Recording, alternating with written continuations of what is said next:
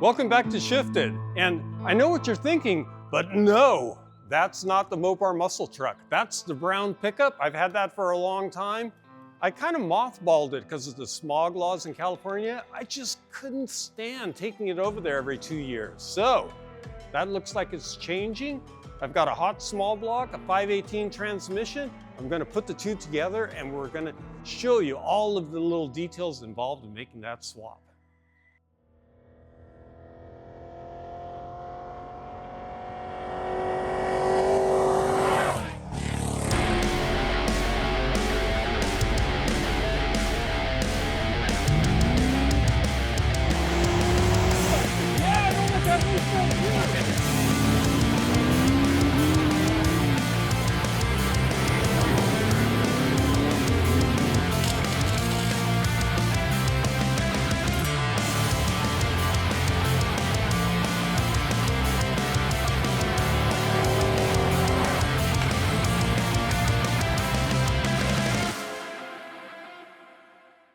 It's super hard to control myself because I want to just slam this motor in, but it's got a little bit of shop dust and I want to have this thing looking like a gem inside the engine bay of this truck.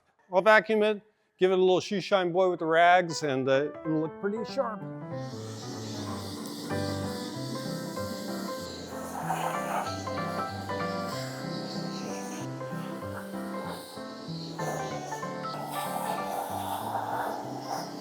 Let's put it on the hook now. Okay guys, I know this thing isn't as pretty as the engine hoist I usually use, but I used this one at the back shop and it'll have to do.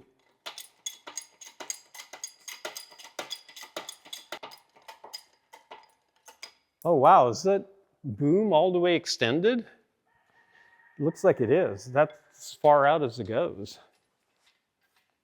Yeah, it looks like it's on the last one. Yeah. Uh-oh, something broke. You lost your pen here. You need a cotter pin in there? Yeah, I'll throw one in there. Let's get this thing all set. Actually, it doesn't need to go any higher. I was going to see how high up it goes to see if that's... Yeah, that doesn't stick out very far. No. But it'll go right into the truck. Let me vacuum this dirty old plate.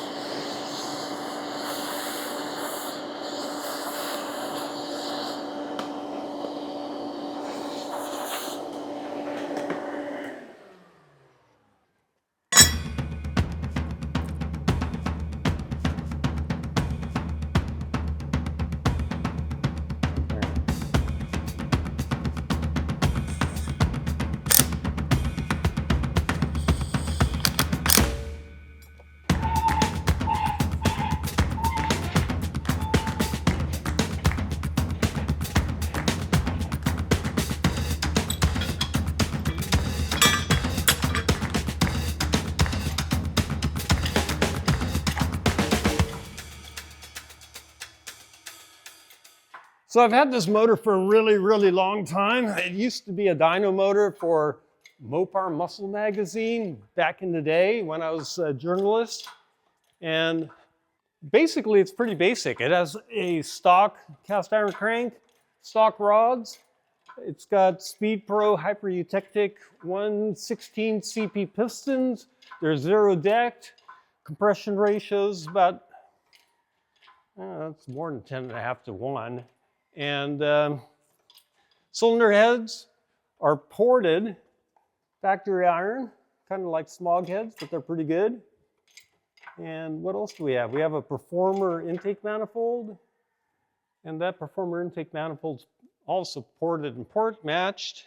This thing made 480 horsepower in its highest power form. I kind of detuned it a little bit with a comp cam, 230, 480 lift.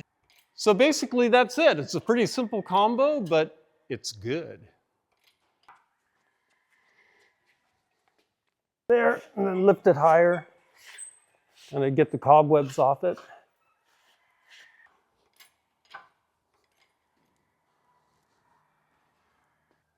That's going to be a problem. I might have to reset to the back hole because the water pump's going to hit the boom. So I don't want to put it back down again. I think I'm going to clean it up and then reset the hoist if we need to, or bring in the mother hoist.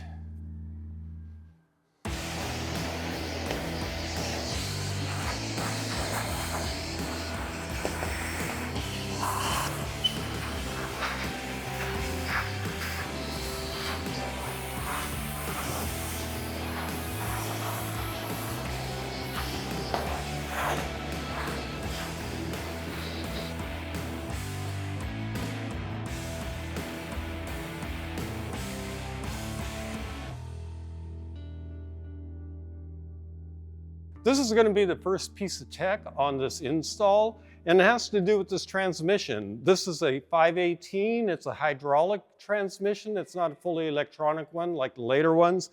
And the thing is, the overdrive as well as the lockup works through solenoid. So there's got to be some kind of control for that. It could be you on a toggle switch, flipping switches up and down to turn things on and off. But if you're just driving around normally, that's very inconvenient. And this little hydraulic kit with Hobbs switches will control the transmission, make both of those functions automatic.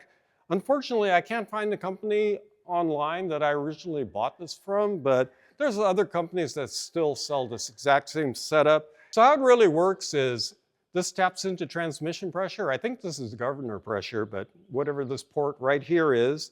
And that activates these Hobbs switches, which basically turn on and off depending on what the pressure is. So once it reaches a certain pressure, it'll go boom, click.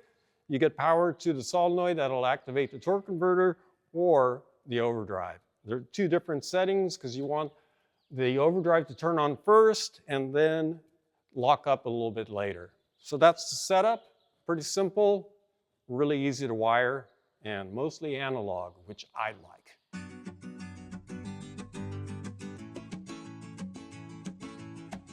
Wow, the engine looks really good. And the thing is, if you want your engine to look good for a long time, do what I do.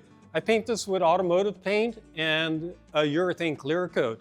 Cleans up beautifully and lasts for a really, really long time.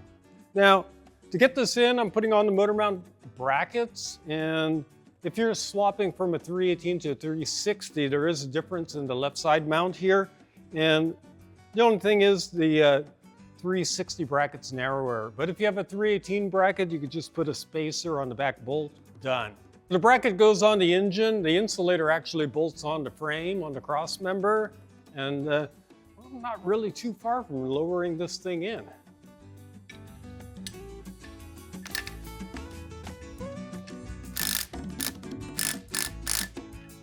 Torque specs.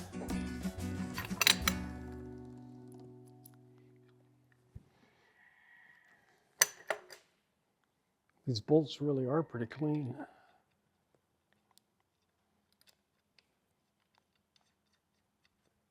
I see a little bit of a problem because the way this thing's angled with the transmission on the engine, this boom is going to hit the motor before I get high enough to get it inside. So I'm going to go get Old Faithful and we're going to retire Mr. Yeller here. We tried, baby, but I'm going to be happier.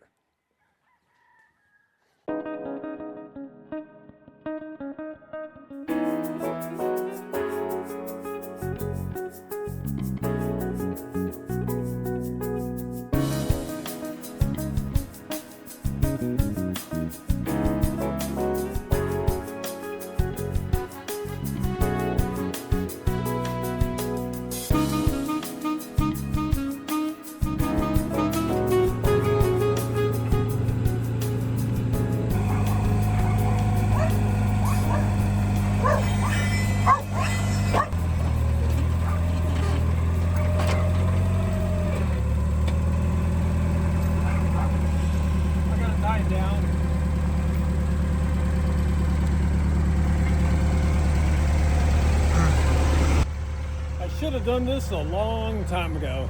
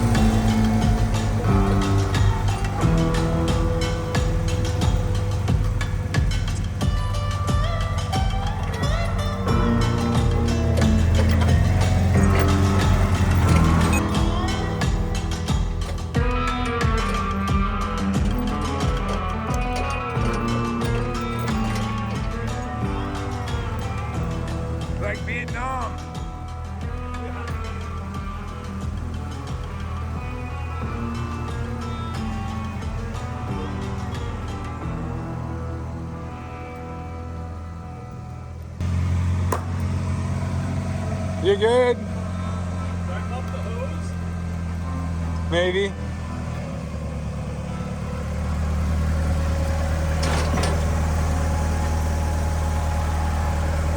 I think it's fine. Okay. I didn't like running over the hose. I know. I didn't like it either.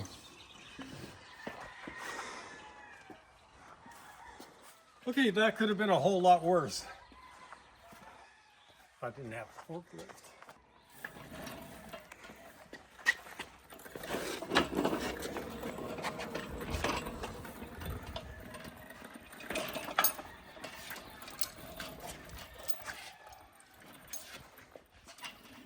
You got it?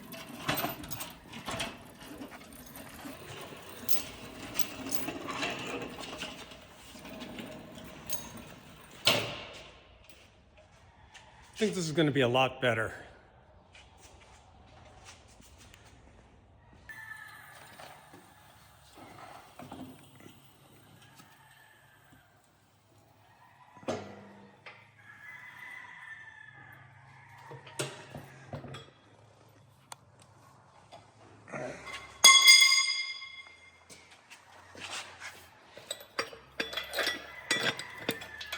Goodbye, and I ain't gonna miss you.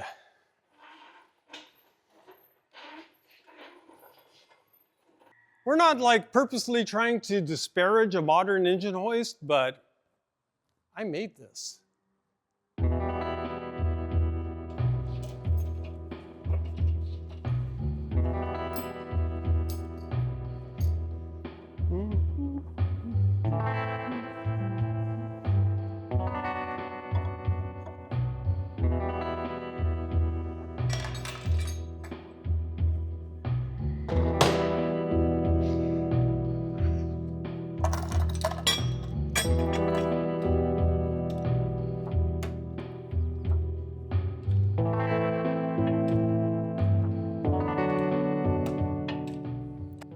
So I think I was about 5 or 6 years old when I set out to make this thing. Well, honestly, I was probably 12 or 13, but I needed an engine hoist. You know, you can't pull engines and put engines in, so I didn't have much dough, and we had some old rusty 70-year-old well pipe and a gas welder. And that's how it first went together. And believe me, I didn't have these uneven bars or this ugly thing arc welded to the top. My brother modified it, did all that, but it served me well for a very, very long time. And once again, served me well. This thing was never painted. I mean, a lot of on the farm stuff, you just wanted function. You didn't care about paint. And now I just love painting stuff. So there you go. Would you ever paint this thing? No. And now I just love painting stuff, but I'd never paint this thing just for sentimental reasons.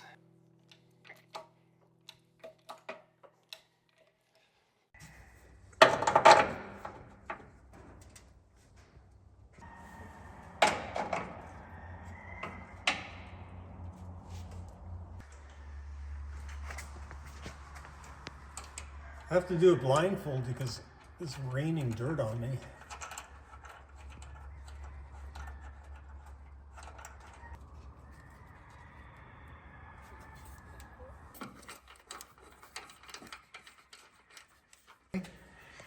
Can you hold this, or should I? Tell me when this is straight. It just twisted as soon as you hit it like that. Yeah, maybe preload it a little bit the other way so when it twists. Okay. How's that? Pretty good. Okay. All right, well, let's drop her in. All right. That's next, right? That's what we're here for. That's, I guess, what we came here for. Yeah. All right. That's not bad. We're ready to swing the engine in here. Wiley's going to have to give me a hand because it's going to take 2 guys to really wrangle this thing in place. So we're going to rely on GoPro footage and stuff like that. I think it'll be pretty good. That'll do. Okay. All right, well, I'll steer her. I'll drive. Push her in. You know, you got ridiculed for your fake Southern accent. I know, by a couple of guys. That's pretty funny. I thought it was pretty good. I love how everyone makes fun of our California accents, though. I don't get it. I think it's funny. Those guys don't even realize that I'd come up in Oklahoma. All right, so we go in. I'll come down until... So she's almost touching. Yeah. Go in a little bit there, yeah. Okay, hold on. Holding. And then let me go here to the nose. I'll go right to the black widow webs. Oh, good. Yeah. I feel like that's the majority spider out here. Yeah. Oh, you can't go in yet. I couldn't go down Oh, anymore. okay, well, I'll hop in there then, huh? Just climb up on the cowl there. I'll get on the frame rail. Then I won't hurt you. Yeah, just so you could push it down. Yeah. Once you get that back of that transmission hooked into the tunnel, I think we're home free. Okay, yeah, look, I'll just do one of these. Ah! That's it. All right, forward. Oh, got there. More? That's good. Well, I need to go a little more. Oh, okay. I can't. Okay. All right. Coming down. Can you go easy? Going easy. Oh, yes. Sliding right in.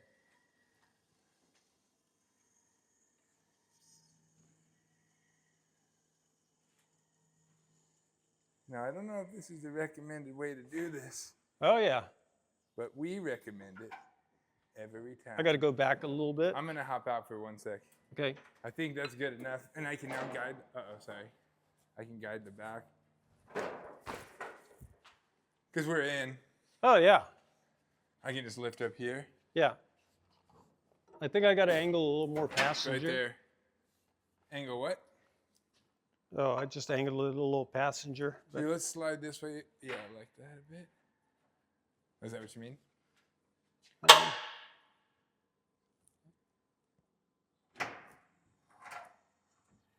Oh, yeah, Steve, that's going right in there.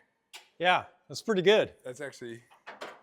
Excelente. Sometimes getting it to tip in with the whole transmission setup attached Yeah. can be a trick. That wasn't bad. We need a floor jack. Yeah, I'll grab one. Let's see if any of these boys work. This guy does. Does he? I thought so. Oh, Yeah. we're all set. Works enough.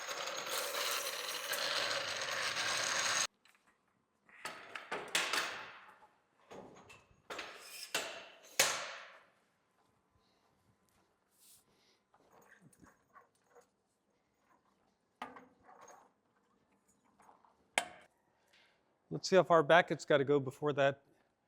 Oh, it's got to go quite a bit more back. It can come down quite a bit, I think. Yeah, so, right there.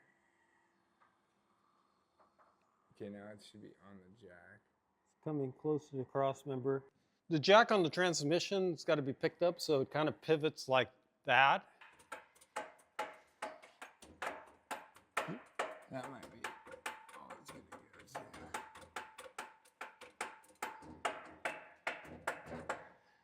That might be enough.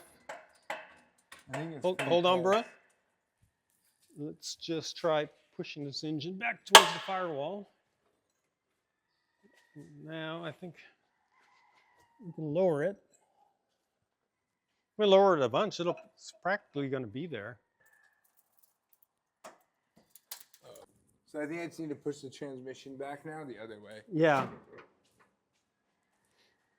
I'll do that here.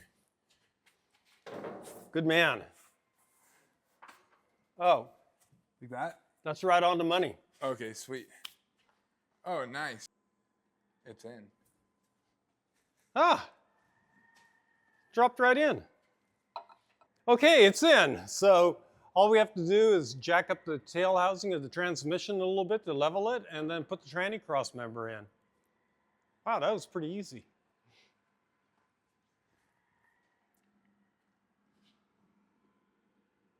Yeah, all you have to do is put those nuts on.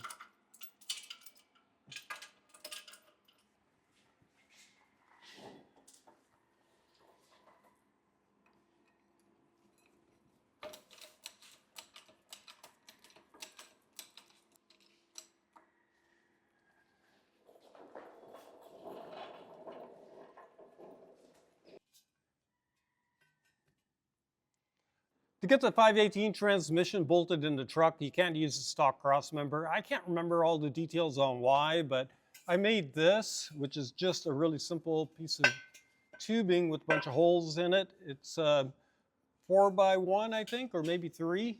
And it kind of goes in Chevy style with the thing sitting on top of the frame rail like so. And to kind of mimic the stock crossmember, I've got these extensions that bolt on and then catch the upper edge of the frame rail. So pretty sturdy, pretty simple, and effective.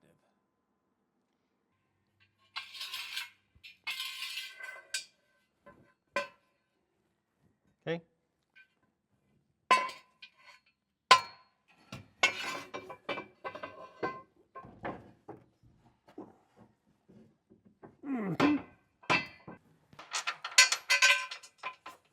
Like that.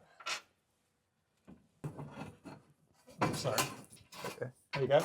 Yeah.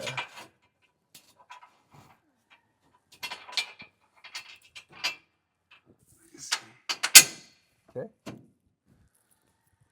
Screwdriver, here you go.